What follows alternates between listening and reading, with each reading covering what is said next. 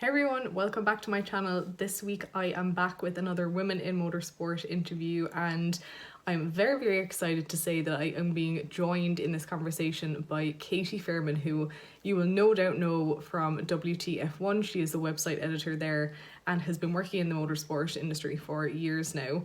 I had a fantastic chat with Katy. She's absolutely brilliant, just great crack, and also extremely insightful about motorsport and what it's like to work on that side of the fence. So hope you enjoy, and make sure you give this video a thumbs up.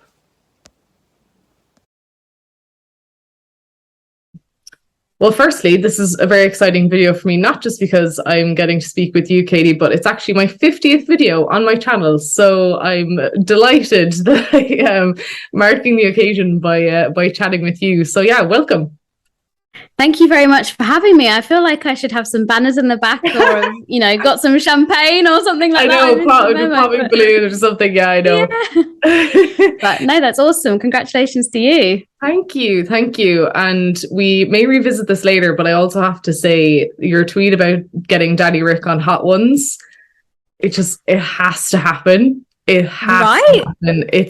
I've been saying this for a while, and I've been like, surely other people must agree, but it would just be, I mean, even the noises he makes in like a normal scenario are so bizarre. I feel like you add hot wings to that and it's just like a recipe for joy, surely.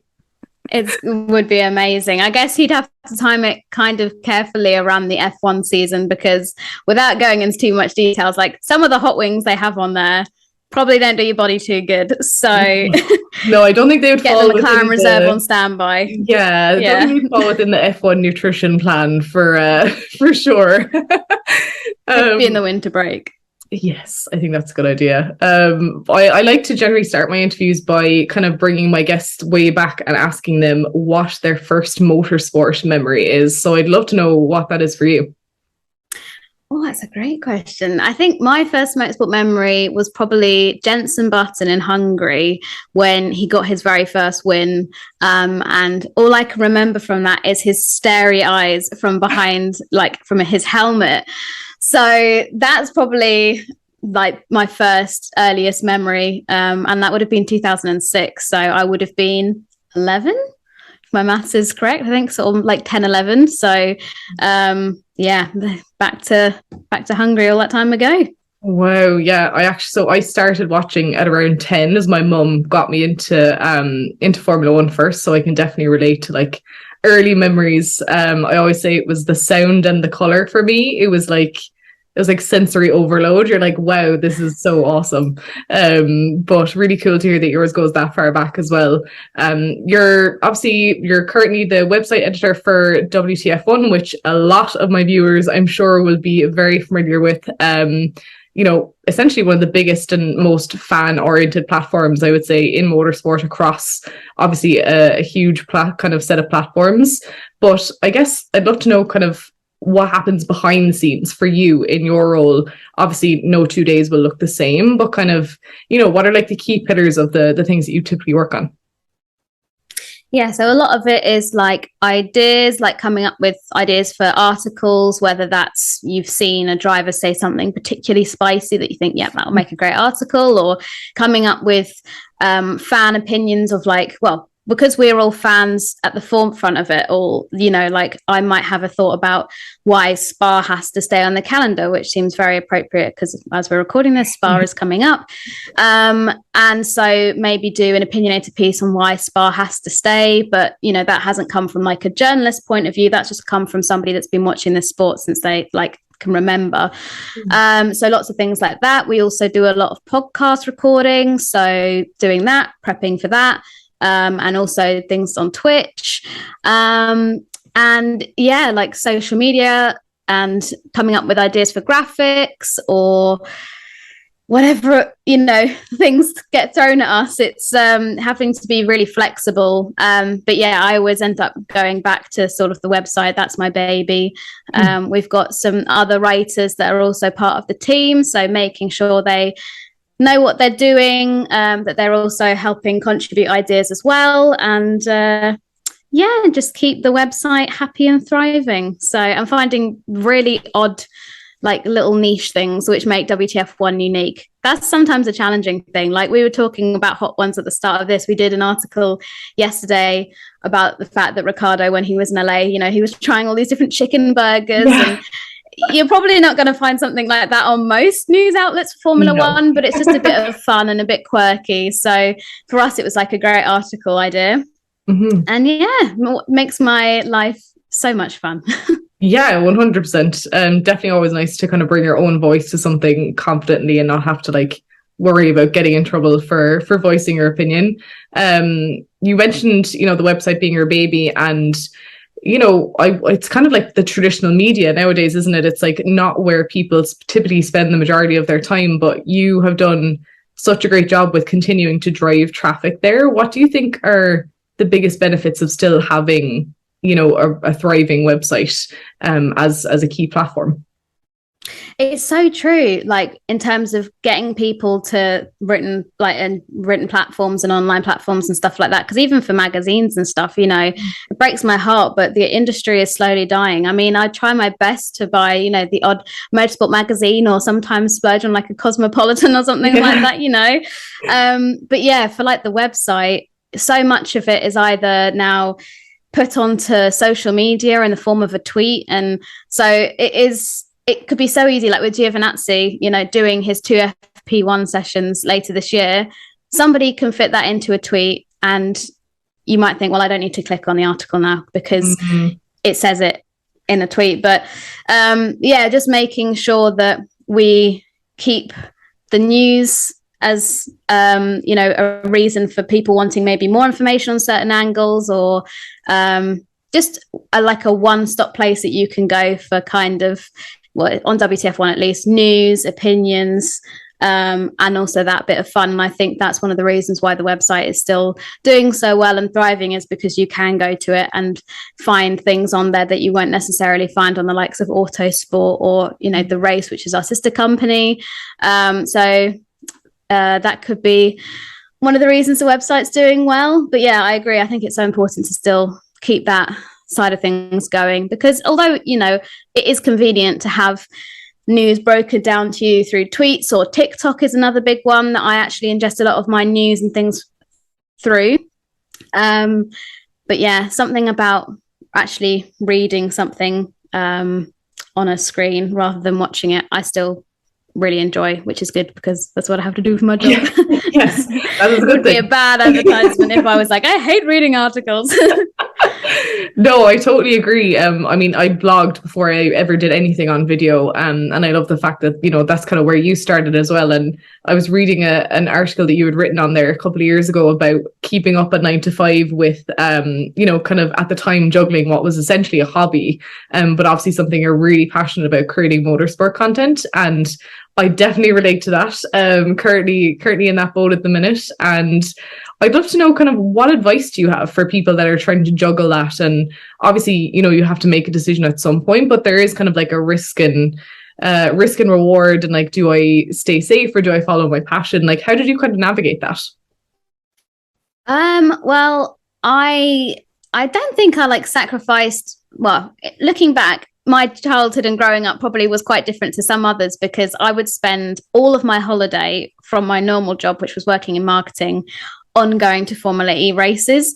So, you know, I'd get to my job and they'd be like, oh, are you going on holiday? You've got, you know, Thursday, Friday, Monday off or something. And I'd be like, oh yeah, I'm going to Rome or something. They're like, oh wow, that's so exciting. You should check out this place. You should do this, do that. And I was like, I'm not actually going to see anything apart from a racetrack, but thanks for the advice. And they'd be like, so wait, you're leaving work to carry on and do more work and also not get paid for that work? Like, I think everyone thought I was mad, whereas like all the people my age at my job were going to festivals with their time off, and they were like, Katie's going to do more work. Like, what? That doesn't make any sense. But it's lucky that I loved it, and it gave me such like a rush. And like, for anyone that's into motorsports, you'll know how addictive it is. And like being in a paddock and seeing the cars in real life, like there's no buzz like it.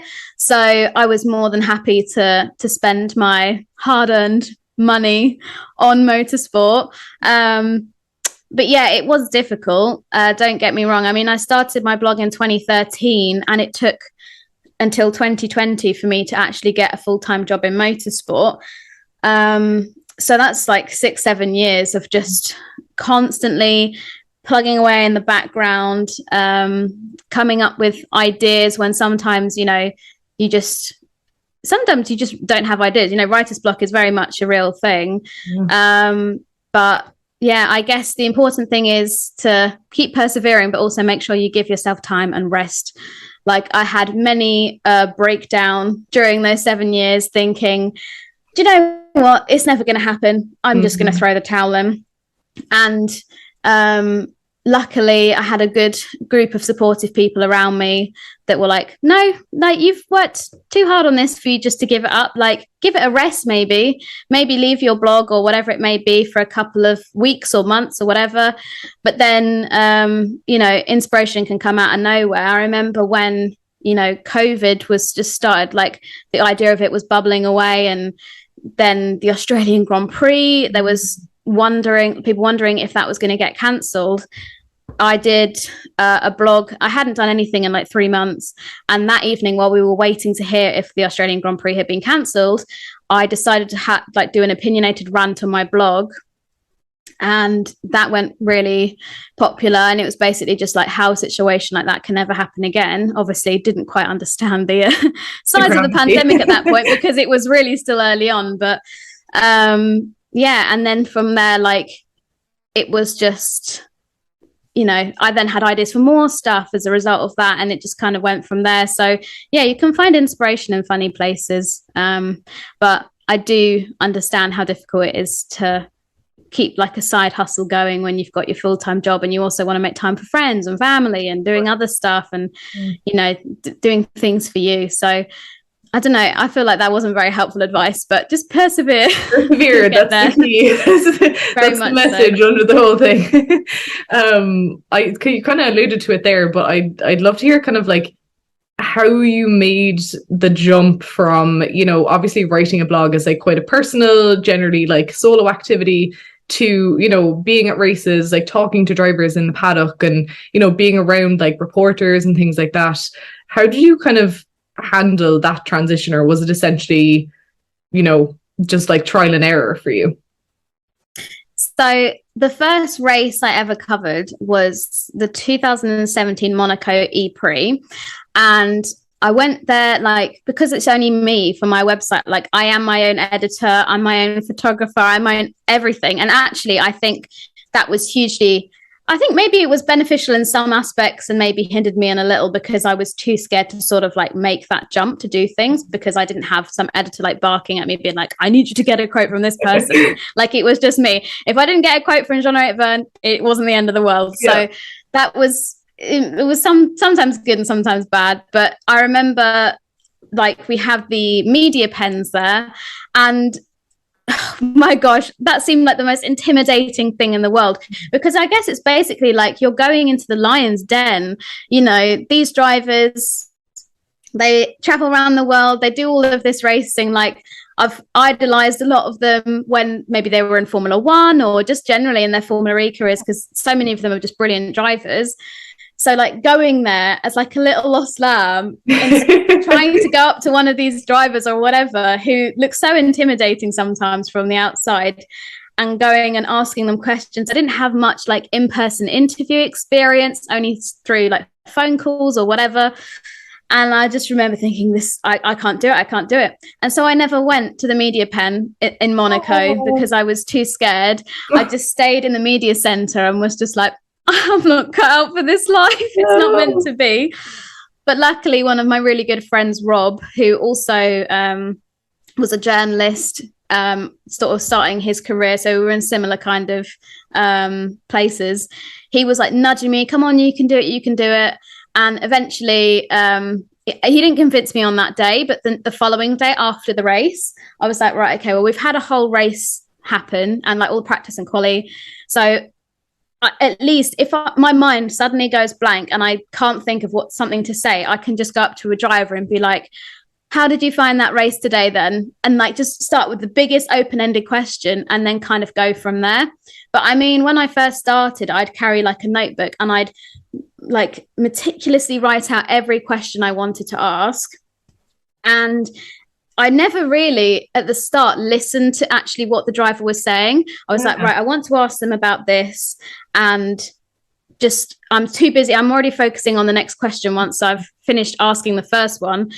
And it took a bit of time for me to sort of like break that habit. I think I was mainly doing it because I was so anxious and like scared by the whole situation, but actually like taking time to ask the question and look the driver in the eye, listen to what they have to say, because sometimes they might say something and be like, oh, well, you know, and then I started having issues with my steering wheel or something on lap 8, and it was broken for the rest of the race or whatever. And then you can kind of like latch onto that and go, oh, well, do you mind elaborating a little bit on that? Because I don't think that was picked up in the coverage.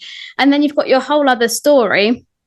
And then a few seasons had passed, and I had a bit of a, like good relationship with certain drivers, and they knew me and that kind of thing. I would go into a media pen with no questions prepped, just be able to go straight up to a driver and be like, right, tell me why that race was terrible or something. Awesome. I don't know. maybe not approach them in quite a savage way, after they might have had a bad race, but kind of find that rapport with them. And like it is mad when I think how I started of literally not even being able to get off my seat and go downstairs to this media pen, to then like the media pen being my favorite thing. Like I'd maybe have a list of 10 drivers that I wanted to speak to, and I'd like dart in between, and because I'm only short, like I can sweep under people and like push myself to the front.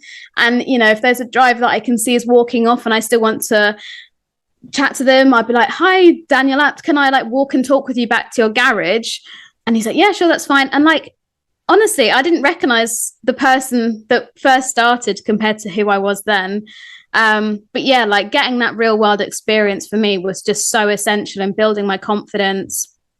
And there are so many skills that you can learn from that, like transcribing, interviewing, whatever it may be. So yeah, I'm very, I think, grateful for the time that I spent in that Formula E paddock.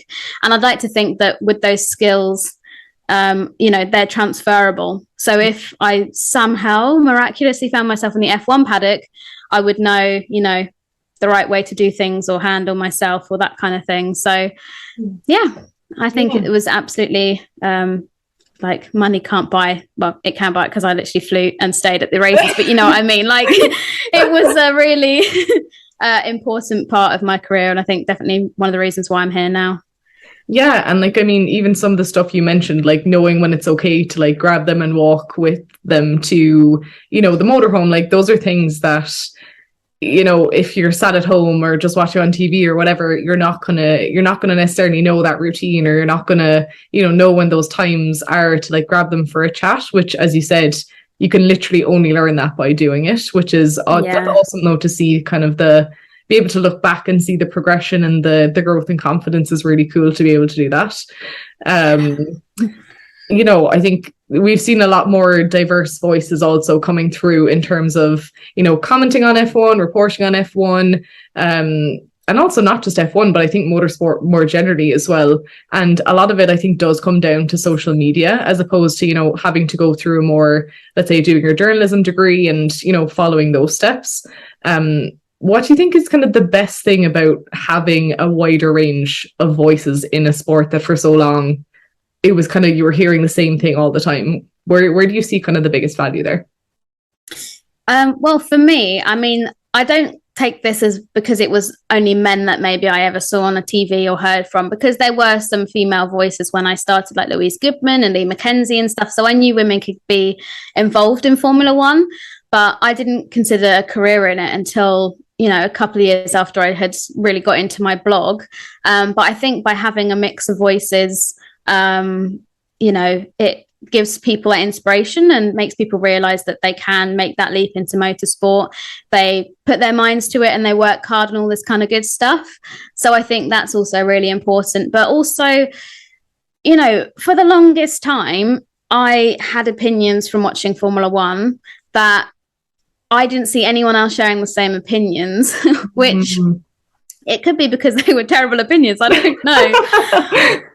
But, you know, like, and so by having so many different voices now talking about Formula One, whether that's other people on podcasts or just sitting and chatting to your phone through TikTok, like I've found so many incredible content creators, you know, of all genders on TikTok. But it's just so cool to see people sit down and express their view, and you can either be like, no, I don't quite agree with that, but I can kind of see where they're coming from. Or you could be like, oh my God, I thought I was the only one that thought this. Like, that's really interesting. And so that's one of the things I really like about the growth of social media is, yes, there are a lot of people expressing their opinions and maybe not doing it in such a nice way, because there's still a lot of toxic people on social media that can't understand that people have opinions. It's mad, eh? Who would have thought in 2020 people or 2022 people had opinions? But there are also lots of really lovely people that say how they feel and their opinions are respected. And that's one of the great things about like sport or, you know, motorsports, is that some people might think that Daniel Ricciardo is driving the best he ever has, and other people think that his career is over and he should retire and never touch like anything with an engine in it again. But there will also be lots of people across that spectrum with different opinions that can speak up and say what they think about it. So yeah, I think that's been one of the really good things about sort of the growth of social media, and also things like Drive to Survive. Like, I know there's some people that think Drive to Survive has been like the worst thing to happen to Formula One because of all these new fans and they don't know what they're talking about. It's absolute rubbish. Like, I've met so many people who have been drawn in through Drive to Survive. To me, it's no different than like, you know, I got into F1 because my dad watched it on a Sunday and I'd sit with him and spend time with him, and then ended up becoming addicted to Formula One. It's just a different route into the championship. It's a different route. If my dad never watched Formula One, I don't know where I'd be. I might try Drive to Survive and be in exactly the same position. Like, you just don't know. It's just another way of finding it. But yeah, I find some of the Drive to Survive fans, they're so inquisitive. They're so interested in learning. And, you know, I think that's magic to have to like come into a sport with a 70-year history, and they've got so much to learn. And there's so many amazing things that have happened in Formula One history. Like I said, I've been watching it since, well, I can remember since 2006. There's so many things about Formula One that I've yet to discover that have probably happened. Yep. And that excites me massively because it's just, Formula One is just the best. So for like a Drive to Survive person that's coming through that TV show on Netflix, like, it must just be so cool to like learn all of this stuff, whether that's technical, whether that's like sporting regulations, thinking, I didn't know that they had to do this and this and this over a weekend, or, you know, whether that's learning about the history or drivers or whatever it is. There's so much there. I've completely gone off tangent with your question, but no, I love it. I agree. I've had this conversation before on, you know, my channel and on podcasts and things like that, where I think there's a sort of like gatekeeping, I think, that happens with Formula One, and it's unfortunate because there is almost like some people have this entry level expectation of people where, you know, you have to have this much technical knowledge or else you don't know what you're talking about, or, oh, I can't believe you didn't know that Lewis Hamilton started out driving for, you know, like, there's this kind of definitely a gatekeeping element to it. And I think the further we can kind of get away from that, and the more accepting we are of, as you say, people that could be brand new to the sport, they might watch Spa for the first time this weekend, they've never seen anything, and they're hooked. It really is no different to how you or I came into it. It's just a different timeline. And I think definitely more acceptance, and kind of, you know, the more people that are watching F1, the more F1 we're going to see, right? So obviously we want races. So the bigger the audience is, you know, within reason, I will say, you know, don't want to get too insane with the calendar, but I totally agree. And I think that, you know, Drive to Survive, we know it's not perfect, but it has, I think, overall definitely been a positive thing, I would say, for the sport. Oh, hugely. I mean, I've just, like, over the summer break, there was loads of athletics and stuff on the TV. Like, I've been watching the diving, 400 meters, whatever it may be. I haven't got the slightest clue on, like, what you have to do apart from for like diving, jump off a board and do it in a cool way and land not doing a belly flop. That's literally all I know. But it doesn't stop me from enjoying it and respecting, you know, the sport that it is. Mm-hmm. So I don't understand it. But yeah, I agree with Drive to Survive. You know, sometimes it needs certain things maybe calm down a little bit because it's not maybe reflective of the reality of the situation. But at the same time, Formula One is entertainment. They've just like turned it up a notch for a 40-minute episode rather than having to get people to sit through a whole like 22 race calendar.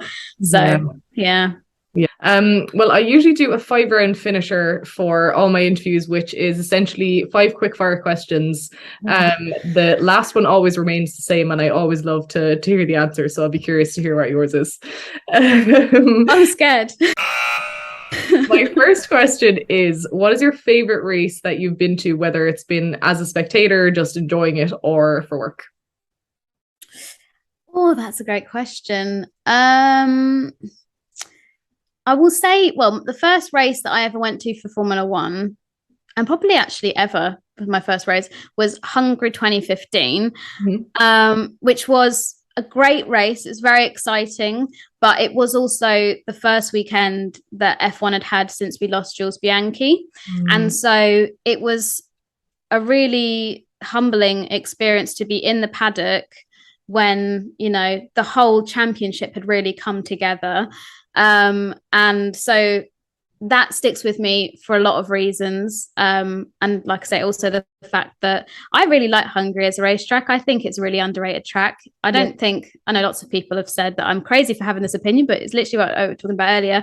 You know, I don't think Hungary that we had a few weeks ago was maybe the best representation of the track.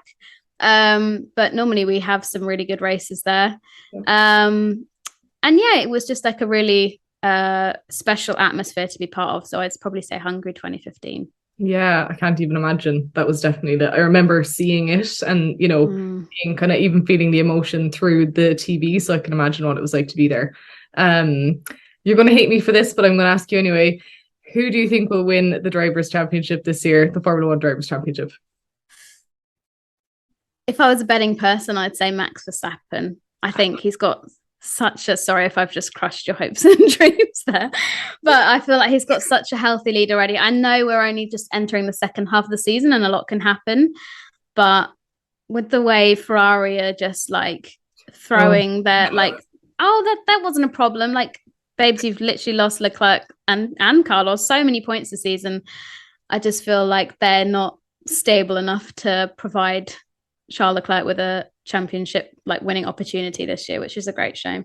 I know, agreed. I feel like the real like entertainment and the real drama is going to happen behind the Red Bulls this year, particularly Max. I think it's going to be Ferrari, Mercedes, and probably Alpine that we're going to really actually see the interesting stuff come out of there. So unfortunately, I agree. I think Max will coast it this year, but we'll let it slide.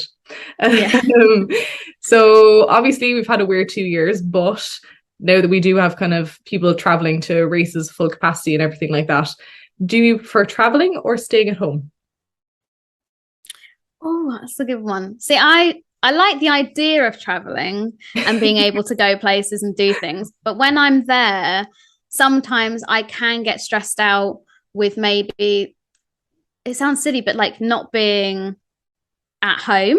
Like when I'm working over a race weekend, like I've got my whole setup here, I've got everything that I could possibly need here, like I'm comfortable, the temperature can always be right, I've got my kitchen literally right here, like I can grab foods, I can grab a snack, I can make myself a cup of tea, and like I'm quite content and I can just get in the zone then. Whereas sometimes if you're traveling and maybe you're in a media center and like the Wi-Fi is really patchy and that can make you stressed, or I don't have any tea, which would also really stress me out. Things like that can sometimes like maybe make an experience not quite like as romanticized as you may think. That's but fair. At the same time it's like, yeah, but you get to be near motorsport and actually see the cars in person. But I'll say at home for now in terms of like doing my actual job. But if I was just going on a jolly, then I definitely want to be at the racetrack. 100%. Yeah. Pros and cons for both. Who do you say is your most inspiring woman in motorsport, either past or present? Oh, that is a tricky one. I don't know. One name is coming to mind at the moment, and that's Manisha Coltonborn, because she was like the first ever female team principal. And obviously we've seen like Claire Williams kind of step up and as deputy team principal, but nobody has ever really been like that much at the forefront of like running a team that's a woman. Obviously, like Susie Wolf's done an amazing job of it in Formula E. I've got huge respect for her for that. But yeah, maybe someone like that, because she was a real like trailblazer. But there's just so many incredible women in Formula One, and also those that are sort of kept behind the scenes that you don't get to see. They might not have a media facing role. But yeah, I'll go with Manisha Coltonborn for now. Nice choice.